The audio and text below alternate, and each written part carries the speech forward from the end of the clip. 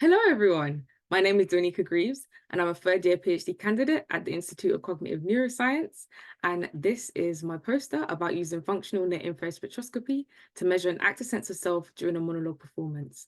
My main research question was, do actors lose their sense of self whilst they're in character? And also, what does the MPFC look like when actors are hearing their own name versus their character name? As the medial prefrontal cortex is the area that is very active when you hear your own name.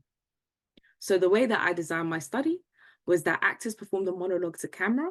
Then they also did a control task, which was a coloring book task, which we used for rest, and also a telephone book task, which was used to control for acting, but they were still speaking. So in this task, the actors read names and numbers of UK high street stores aloud. The equipment that I used in this experiment was functional near-infrared spectroscopy to measure the brain, and we had 22 channels across the prefrontal cortex. I also measured breathing as well.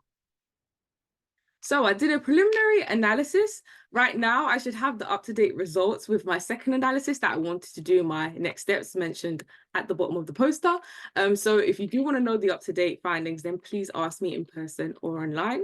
But in the preliminary analysis, I ran some contrasts. And the first contrast that I ran was I wanted to see the basic name core effect. So the basic name core effect is I need to see that your own name is stronger than a stranger name. And then secondly, I wanted to see whether character name is different to a stranger name, because if character name has similar activation to a stranger name, then maybe the character is more associated with how you process a stranger compared to how you process yourself. So what I did find was actually the stranger name had stronger activation in these significant channels, which was quite surprising. But also the actors did say to me after that, they knew their character, they knew their own name, but the stranger name was a name that was very unfamiliar to them. So it stood out, it was very novel. So maybe the novelty of this name led to these results.